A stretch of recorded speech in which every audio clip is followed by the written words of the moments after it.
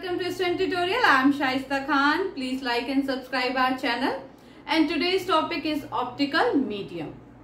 ठीक है, इससे जो हमारी जो प्रीवियस क्लास थी उसमें हमने पढ़ा था रिफ्रैक्शन ऑफ लाइट। तो क्या हम लोग ने वहां पे ये बात की कि क्यों हो रहा है रिफ्रैक्शन, क्यों हो रहा है रिफ्रैक्शन। जब लाइट जो है एक मीडियम से दूसरे मीडियम में जा रही है तो वो अपना पाथ क्यों चेंज कर रही है। ठीक है, तो उसके कॉजेस मतलब रिफ्रैक्शन के कॉजेस पढ़ने से पहले हमको ऑप्टिकल मीडियम के बारे में जानना जरूरी है, ताकि हमें जो कॉजेस हैं रिफ्रैक्शन के वो हमें इजीली समझ में आ जाए। ठीक है, ऑप्टिकल मीडियम क्या है। अब जैसे कि हम लोग ने जब स्टार्टिंग की हमारी लाइट की क्लासेस हुई थी तो उसमें हम लोग ने क्या पढ़ा था, मीडियम पढ़ा था। ठीक है, मीडियम कितने टाइप के मीडियम पढ़े थे, ट्रांसपेरेंट मीडियम, ट्रांसलूसेंट मीडियम और ओपेक मीडियम। ठीक, तो अब यहाँ पे हम बात करने वाले हैं ट्रांसपेरेंट मीडियम की। ट्रांसपेरेंट मीडियम को ही हम ऑप्टिकल मीडियम बोलते हैं। मैं ऐसा बोल सकती हूँ, जो भी ट्रांसपेरेंट मीडियम होते हैं उसको हम ऑप्टिकल मीडियम बोल सकते हैं। ठीक, ट्रांसपेरेंट मीडियम में क्या होता है कि लाइट इजिली उस मीडियम में क्या कर रही थी, प्रोपोगेट कर पा रही थी। क्या कर पा रही थी, उस मीडियम में वो आसानी से प्रोपोगेट कर पाई थी या उस मीडियम में आसानी से ट्रेवल कर ले रही थी लाइट। ठीक है, तो बेसिकली ऑप्टिकल मीडियम भी यही है जिसमें क्या होता है कि लाइट क्या करती है, वो उस मीडियम में इजिली क्या कर रही है, प्रोपोगेट कर रही है। और transparent substance in which light can travel is called an optical medium. ठीक है, ऐसे ट्रांसपेरेंट मीडियम जिसमें क्या करती है, लाइट जो है इजिली ट्रेवल कर लेती है, उसे हम बोलेंगे ऑप्टिकल मीडियम। अब ऑप्टिकल मीडियम के एग्जांपल कौन कौन से हैं, air, water, oil, alcohol, glass, etc.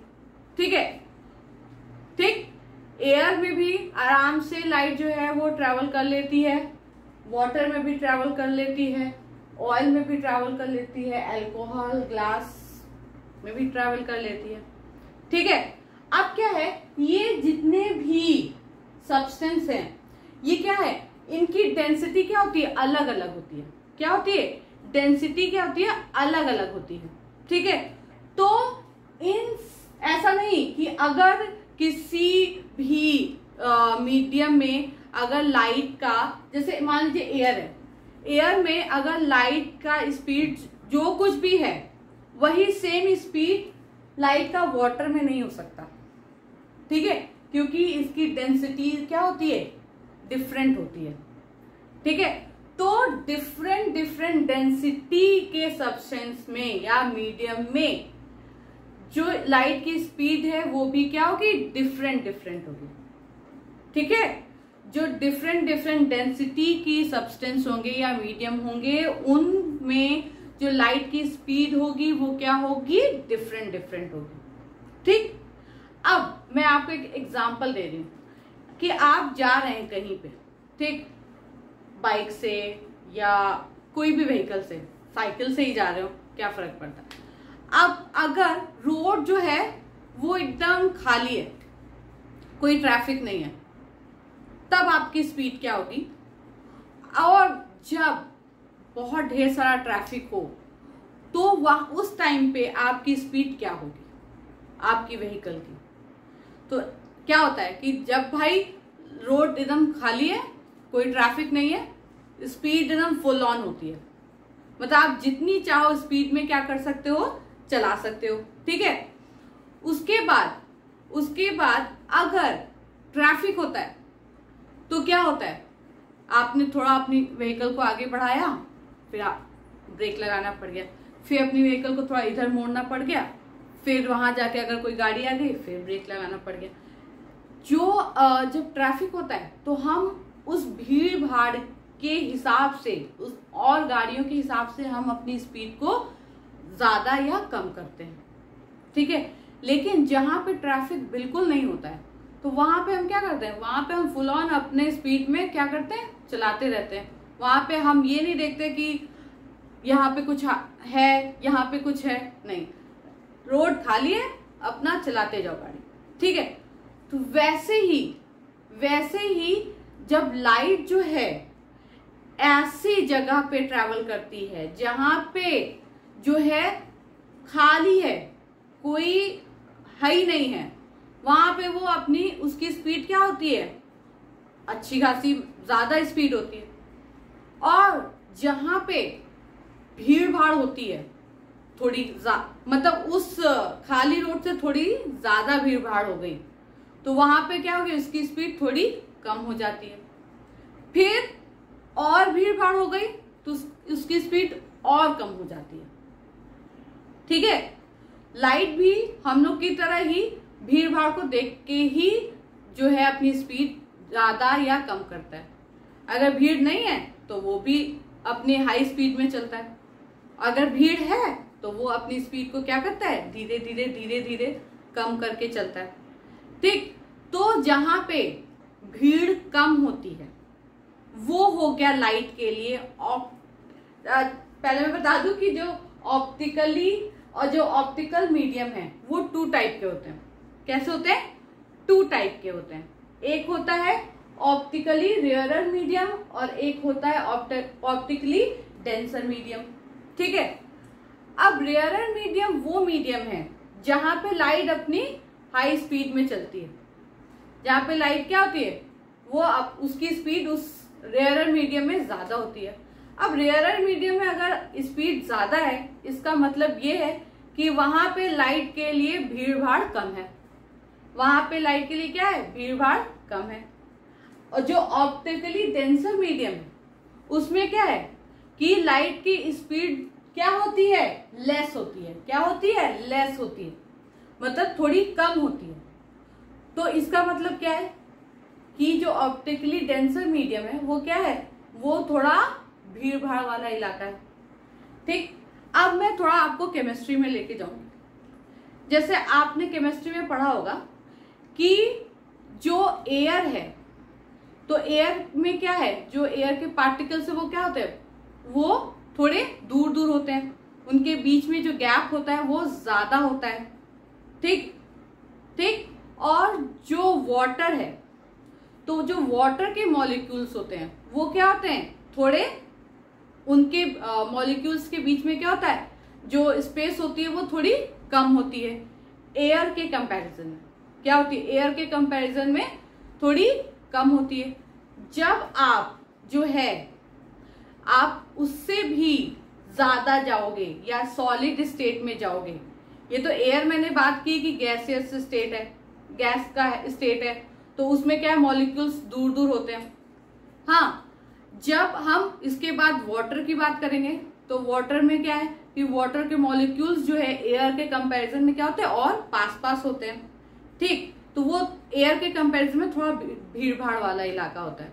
ठीक, जब हम बात करेंगे सॉलिड की, तो सॉलिड में क्या होता है कि सारे मॉलिक्यूल्स जो है एक दूसरे से चिपके हुए होते हैं, उनके बीच में जो मॉलिक्यूल्स के बीच में जो डिस्टेंस होती है या जो जगह होती है वो तो बिल्कुल ही कम होती है, तो वो और भीड़ भाड़ वाला इलाका हो जाता है। तो जो एयर हुआ वो क्या हुआ, रेयरर ऑप्टिकल मीडियम हुआ। जो वाटर हुआ वो एयर के कंपैरिजन में डेंसर मीडियम हुआ।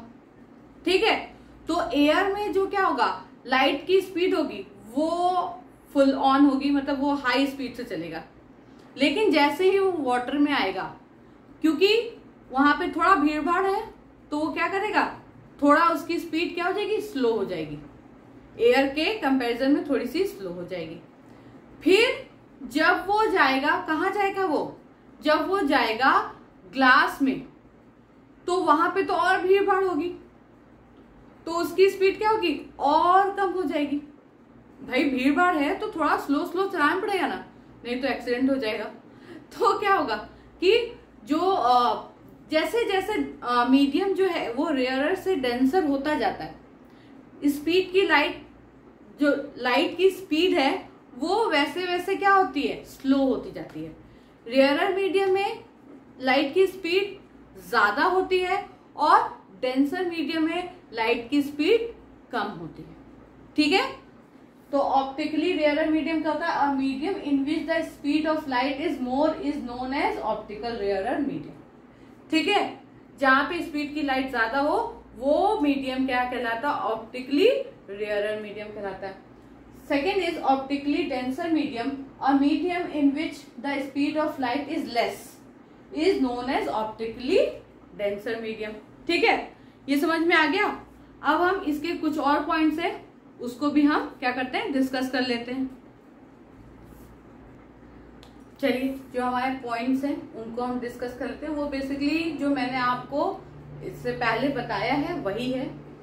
We know that the speed of light in air is 3 × 10⁸ metre per second. Light की स्पीड जो होती है वो वैक्यूम में, जहां पे एयर नहीं होता है, वैक्यूम में, जो वैक्यूम चैम्बर होता है उसमें जो है होता है वो लाइट की स्पीड बहुत ज्यादा, मतलब कि सबसे ज्यादा होती है 3 × 10⁸ मीटर पर सेकेंड। अब आप बोलोगे, आप तो यही बोल रहे हो कि एयर में भी इतनी होती है।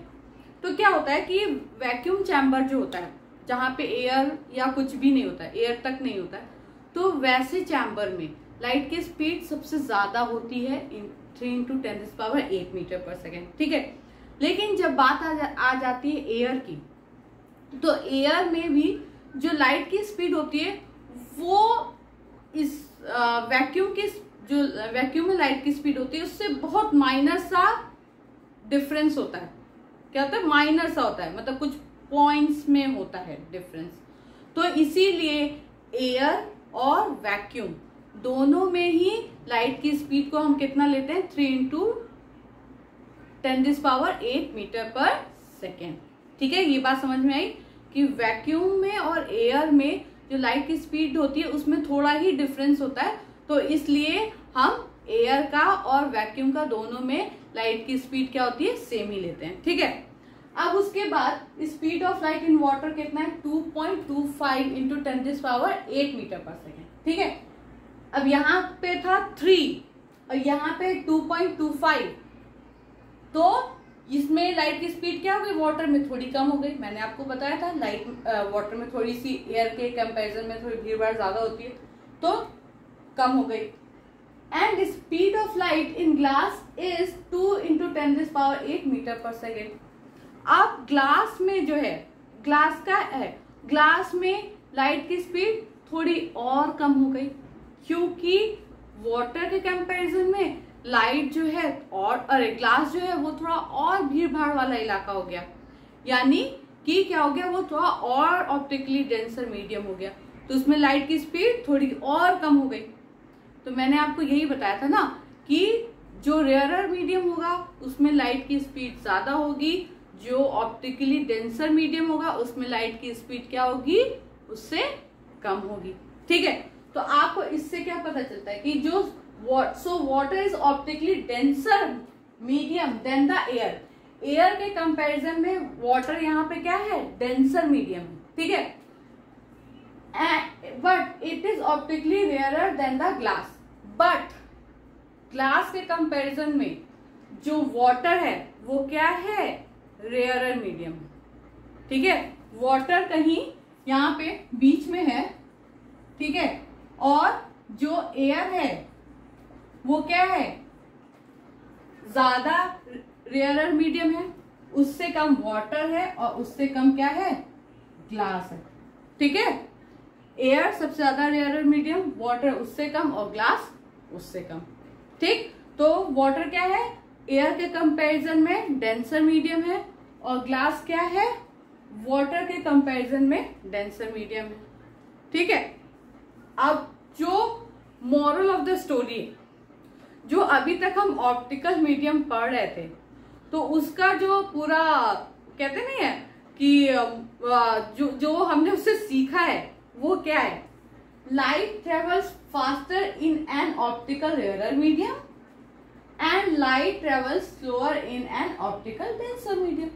मतलब ये कि लाइट जो है वो ऑप्टिकली डेंसर मीडियम में स्लो हो जाती है, उसकी स्पीड स्लो होती है, और ऑप्टिकली रेयरर मीडियम में लाइट की स्पीड क्या होती है? फास्टर हो जाती है। ठीक है, ये इसी के लिए ये ऑप्टिकल मीडियम मैंने आपको पहले पढ़ाया कॉजेस से, क्योंकि क्या है वहां पे कुछ चीजें मिलती जुलती ऐसी आएंगी, तो वहां पे मैं आपको बताऊंगी। उससे पहले ही मैं आपको ये पहले से मैंने आपको बता दिया है, ताकि अगर वहां पे हमको वो चीजें आई तो आपको समझने में कोई भी प्रॉब्लम नहीं होगी। ठीक है, तो आज का जो हमारा टॉपिक था वो यहीं पे फिनिश होता है। आई होप कि ये आपको समझ में आया होगा। ठीक है, अब हम आपको मिलेंगे अपने न्यू क्लास में न्यू टॉपिक के साथ। तब तक के लिए थैंक यू सो मच।